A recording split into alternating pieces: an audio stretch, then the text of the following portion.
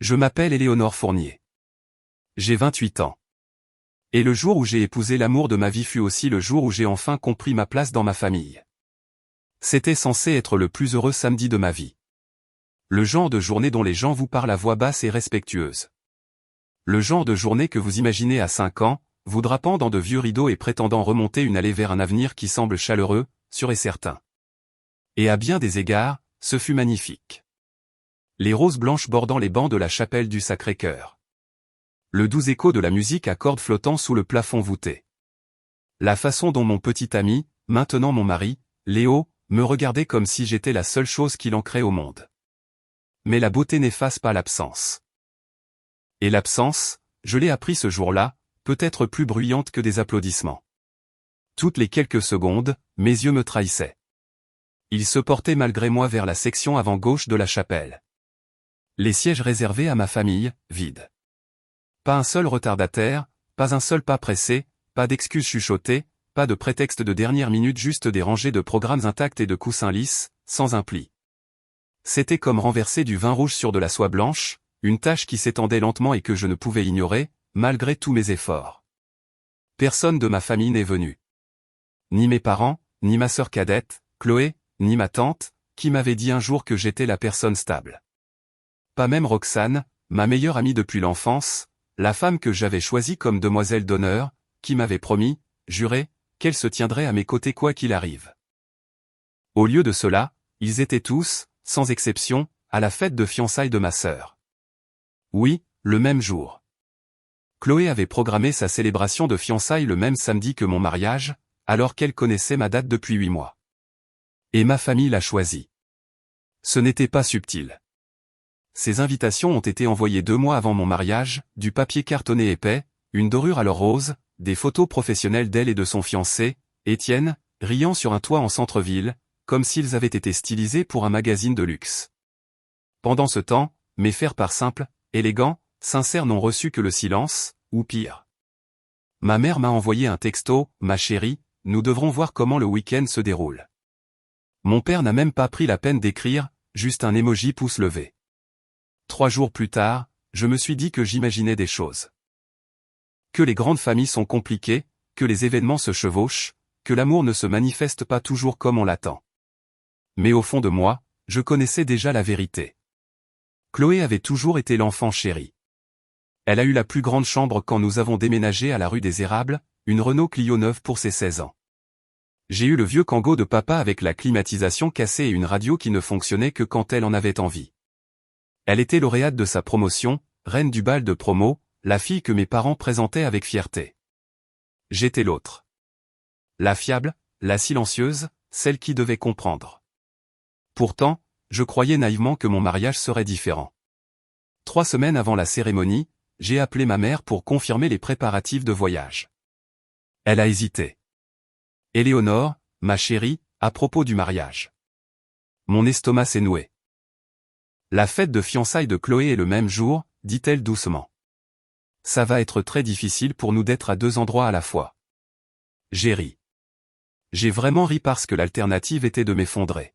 « Donc, vous ne venez pas ? » Eh bien, les parents d'Étienne viennent de l'étranger. C'est un moment si important. « Maman », ai-je murmuré, serrant le téléphone jusqu'à ce que ma main me fasse mal. « C'est mon mariage. » Elle a soupiré, comme si je n'étais pas raisonnable. « Tu comprendras quand tu auras des enfants. » J'ai raccroché sans dire au revoir. Je ne l'ai pas dit tout de suite à Léo. Il était sous la douche, fredonnant une vieille chanson, ignorant bien heureux que ma famille venait de creuser un vide dans le jour de notre mariage. Quand le samedi est arrivé, la vérité s'était pleinement installée. Roxane a appelé la veille au soir. « Éléonore, je suis tellement désolée, dit-elle. Mais la fête de Chloé est un événement assez important. Il y aura des gens importants. » Je n'ai rien dit.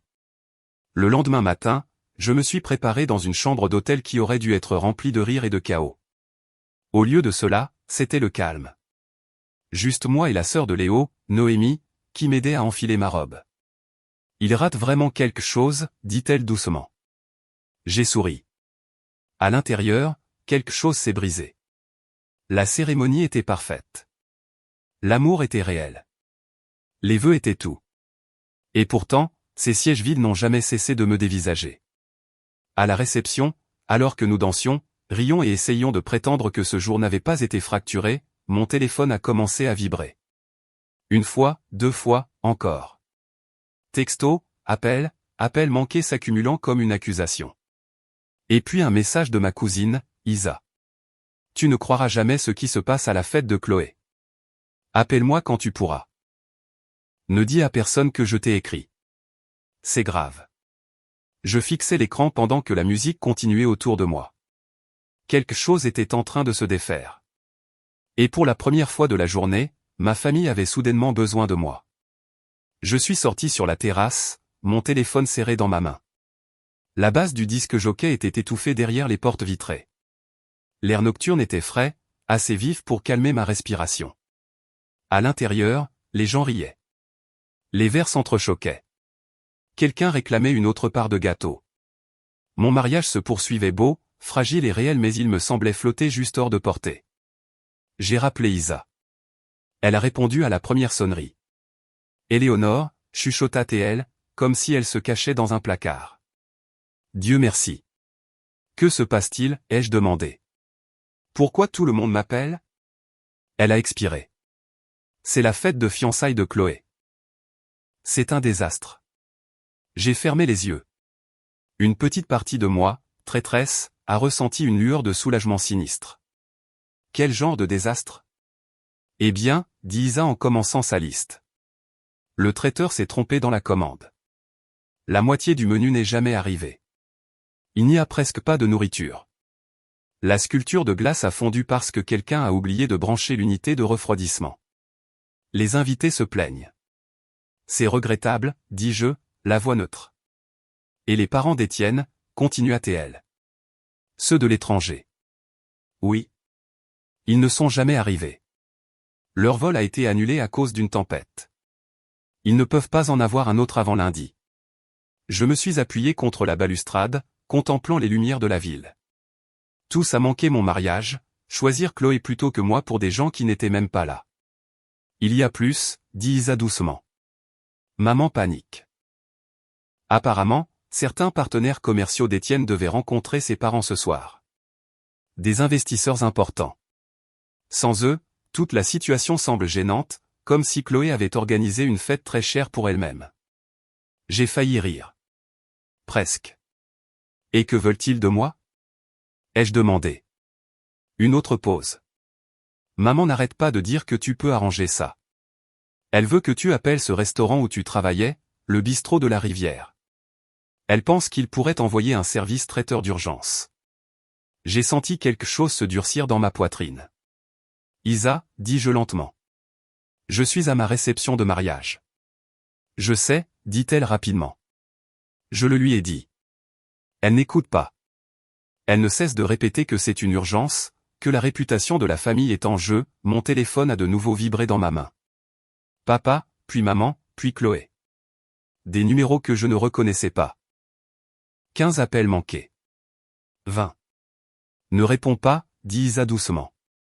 S'il te plaît, profite simplement de ton mariage. Je l'ai remercié et j'ai raccroché. Un instant, je suis resté là, seul, écoutant mon téléphone vibrer comme une accusation. Les mêmes personnes qui n'avaient pas pu se présenter pour moi exigeaient maintenant mon attention immédiate. L'ironie aurait été drôle si elle n'avait pas fait si mal. J'ai retourné mon téléphone et je suis rentré à l'intérieur. Léo m'a remarqué immédiatement.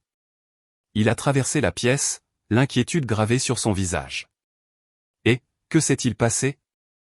Je lui ai montré les messages. Sa mâchoire s'est crispée, non de colère, mais avec quelque chose de plus froid, de protecteur. Tu ne leur dois rien, dit-il. Je sais, ai-je répondu. Et pour la première fois, je le pensais. Nous avons dansé. Nous avons ri. Nous avons essayé de nous replonger dans la soirée, mais quelque chose avait changé. La bulle avait éclaté. Ma famille avait trouvé un moyen de s'immiscer même en son absence. Je n'ai pas répondu à leurs appels cette nuit-là, ni le lendemain. Léo et moi sommes partis pour notre lune de miel tôt le matin suivant, dans une petite chambre d'hôte nichée dans les montagnes. 3 jours de calme, à prétendre que le monde était plus petit et plus bienveillant qu'il ne l'était en réalité. Quand nous sommes rentrés le mardi suivant, l'appartement semblait différent. Plus calme, plus à nous. J'ai vérifié le courrier pendant que Léo montait nos bagages. Un petit paquet m'attendait. Du carton ordinaire, l'adresse de retour de ma mère. Pas de mots, pas d'explication, juste une boîte à bijoux que j'ai reconnue instantanément. Mon estomac s'est noué.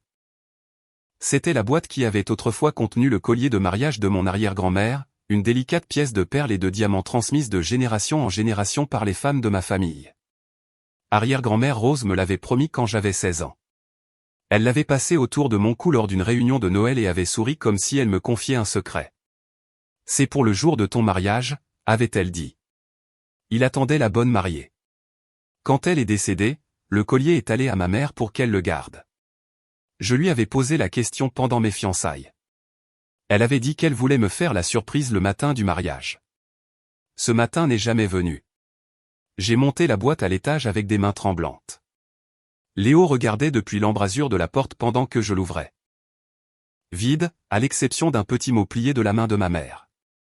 J'ai pensé que tu aimerais avoir la boîte pour des raisons sentimentales. Le collier a été endommagé pendant qu'il était rangé. Vraiment désolé, je t'embrasse. Maman.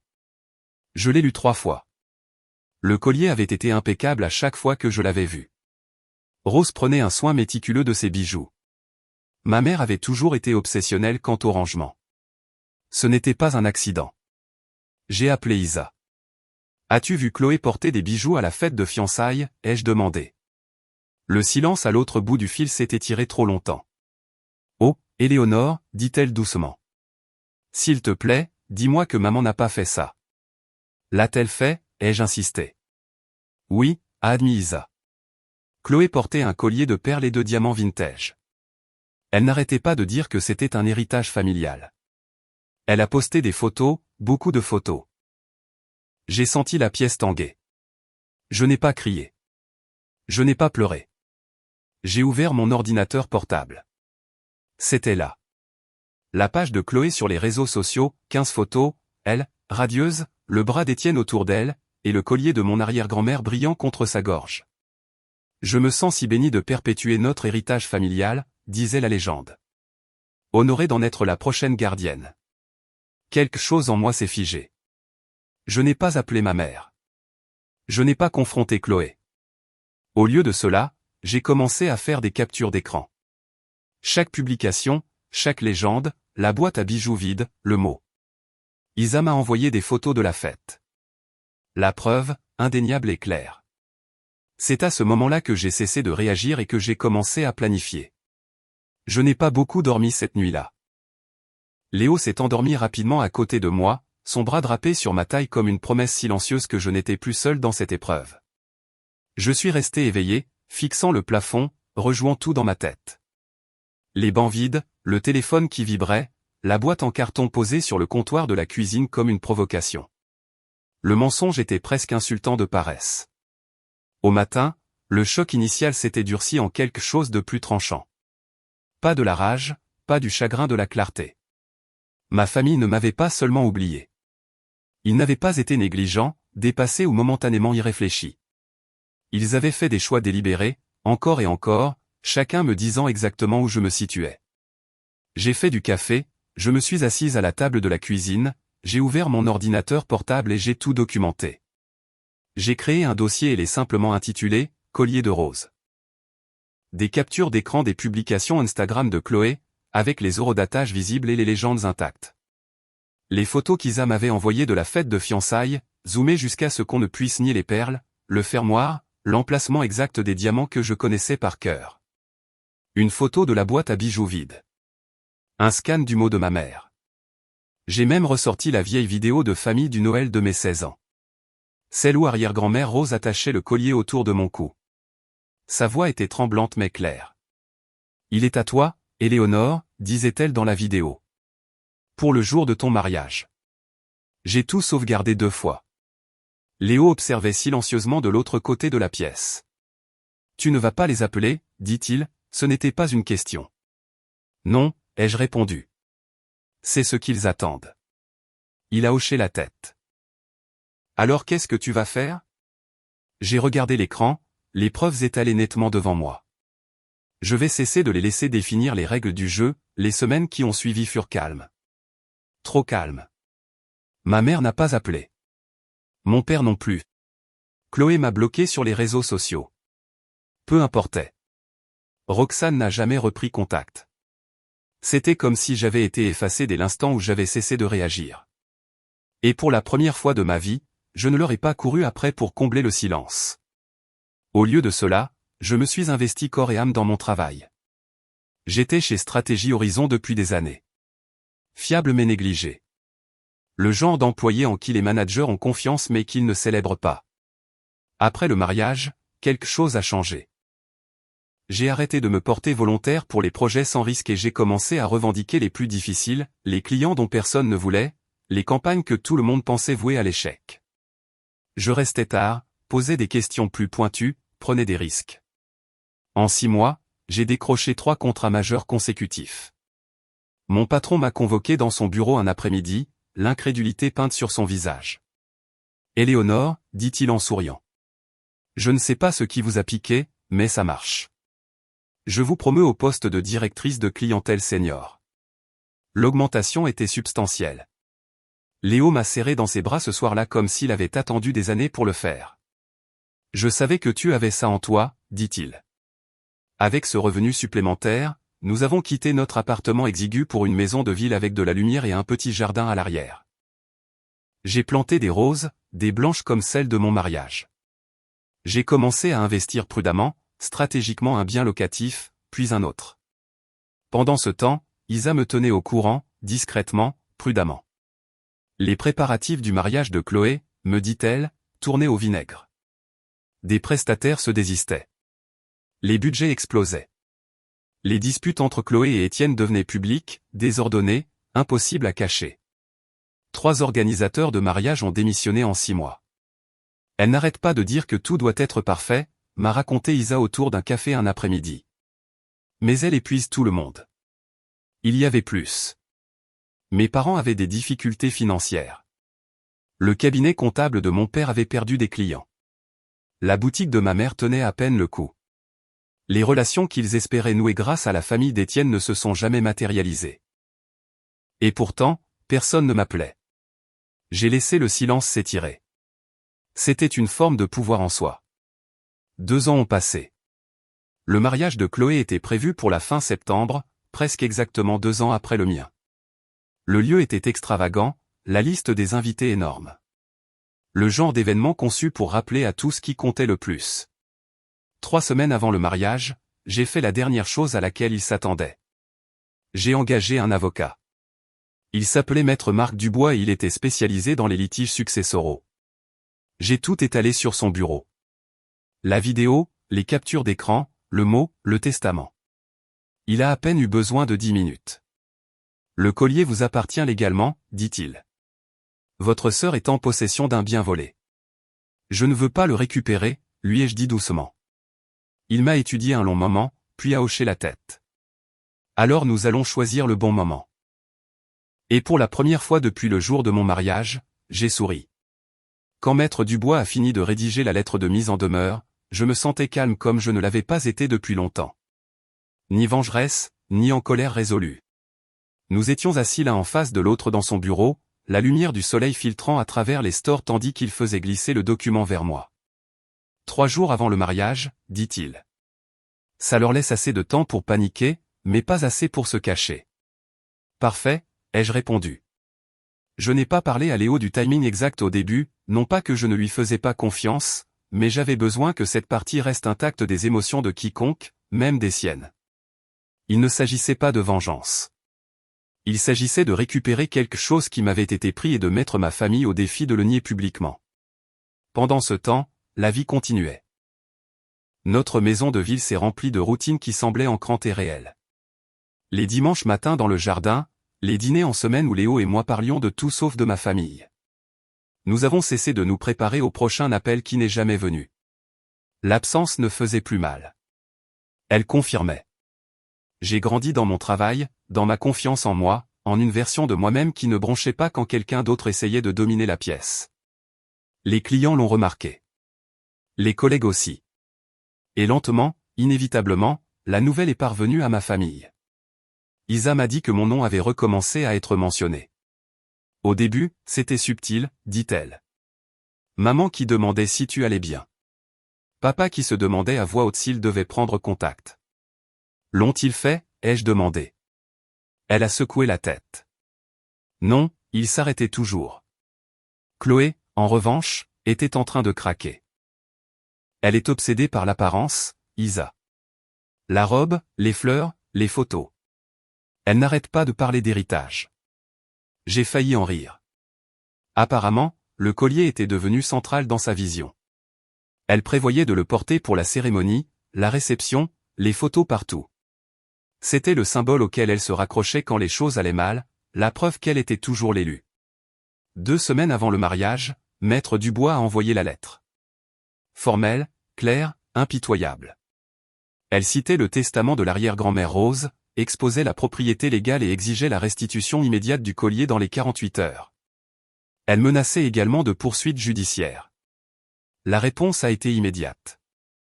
Mon téléphone s'est allumé comme la nuit de mon mariage. Des appels de numéros que je n'avais pas entendus depuis des années. Ma mère a laissé 3 messages vocaux d'affilée. Nous devons parler. C'est un malentendu. Tu vas trop loin. Chloé a envoyé un seul texto, comment as-tu pu me faire ça juste avant mon mariage? Je n'ai pas répondu. Au lieu de cela, j'ai fait un dernier pas. Grâce à mon travail, j'avais gardé des contacts avec quelques journalistes mondains locaux, des gens spécialisés dans les mariages fastueux et les vies policées. L'une d'entre eux, Agnès Lambert, avait la réputation de découvrir les histoires sous la surface.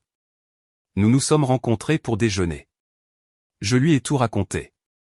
Elle a posé des questions, pris des notes, vérifié des documents. En partant, elle a esquissé un mince sourire. C'est plus gros qu'un collier, dit-elle. Il s'agit de savoir qui est effacé. Le matin du mariage de Chloé, 2 choses se sont produites en même temps. Maître Dubois est arrivé au complexe hôtelier avec un adjoint du shérif pour signifier les documents légaux, et l'article d'Agnès a été publié en ligne. Quand les héritages familiaux deviennent des querelles de famille. Selon Isa, qui m'envoyait des mises à jour en temps réel par texto, le chaos a éclaté instantanément. Ils ne laisseront pas Chloé porter le collier, a-t-elle écrit. Le directeur de l'hôtel dit que c'est une question de responsabilité. Un autre message a suivi quelques secondes plus tard. Elle hurle. Genre, en pleine crise de nerfs. Le mascara coule partout. Puis, maman se dispute avec l'adjoint. Papa a l'air de vouloir disparaître. Chloé a remonté la laissant le collier. Le décolleté nu, un sourire crispé, les yeux rouges de fureur. Les invités chuchotaient. Les téléphones sont sortis. Le scandale a éclipsé tout ce qu'elle avait si durement essayé de mettre en scène. À la fin de la soirée, l'article était devenu viral. Des inconnus m'ont envoyé des messages avec leurs propres histoires de favoritisme et de trahison. Des gens que je me souvenais à peine m'ont félicité d'avoir tenu bon. 2 jours plus tard, un coursier a livré un petit paquet à ma porte. À l'intérieur se trouvait la boîte à bijoux familière. Cette fois, elle n'était pas vide. Le collier y reposait, intact. Parfait. Léo l'a attaché autour de mon cou ce soir-là, ses mains fermes. Qu'est-ce que ça fait, demanda-t-il doucement. Comme de rentrer à la maison, dis-je, et pour la première fois, je savais que je le pensais. Le matin après le retour du collier, je me suis réveillée plus légère. Pas soulagée. Le soulagement implique que la douleur est encore assez proche pour faire mal. C'était plus net, plus calme, final. La lumière du soleil entrait à flot par les fenêtres de la chambre, se reflétant sur les perles posées sur la commode. Un instant, je les ai simplement regardées briller, me souvenant du poids des mains de l'arrière-grand-mère Rose quand elle l'avait passé autour de mon cou toutes ces années auparavant. Il ne s'agissait jamais de bijoux, dit Léo depuis l'embrasure de la porte, lisant mon expression. Je sais, ai-je répondu. Il s'agissait de s'entendre dire encore et encore que ce qui comptait pour moi ne comptait pas pour eux. Nous n'avons pas eu de nouvelles de ma famille cette semaine-là, ni la semaine suivante. Le silence, cette fois, n'était pas une punition. C'était une acceptation. Isa m'a finalement raconté ce qui s'était passé en privé après le mariage. Mes parents étaient furieux pas contre Chloé, pas contre eux-mêmes, mais contre moi. Ils ont présenté tout le scandale comme un acte de cruauté, une trahison que j'avais commise contre l'unité familiale. Chloé refusait de prononcer mon nom. Elle me reprochait d'avoir ruiné ce qu'elle appelait le jour le plus important de sa vie. Isa n'a pas discuté. Elle a juste écouté. Et lentement, doucement, elle s'est éloignée, elle aussi. Je ne lui ai jamais demandé de choisir, mais les choix ont leur poids. Un mois plus tard, l'article d'Agnès circulait toujours, partagé dans des files de commentaires et des forums pleins d'inconnus qui reconnaissaient trop bien l'histoire. Les gens m'ont contacté, non pour m'aider, mais pour me remercier, pour dire qu'ils se sentaient vus. Un message m'est resté, vous m'avez montré que le silence n'est pas une faiblesse, c'est la permission de s'en aller. Cela ressemblait à une conclusion. J'ai encadré une image de la vieille vidéo de Noël l'arrière-grand-mère Rose souriant en attachant le collier et je l'ai accroché dans notre couloir, non pas comme un rappel de la perte, mais de l'héritage au sens le plus vrai. La force transmise discrètement et délibérément. La vie n'est pas soudainement devenue parfaite, mais elle est devenue honnête. Léo et moi avons construit des routines qui semblaient sacrées dans leur simplicité. Nous avons reçu des amis qui venaient sans condition. Nous avons célébré de petites victoires et laissé passer les déceptions sans nous effondrer. J'ai arrêté de sursauter quand mon téléphone vibrait, parce qu'il ne vibrait plus jamais avec leur nom. Environ 6 mois plus tard, j'ai reçu une dernière lettre.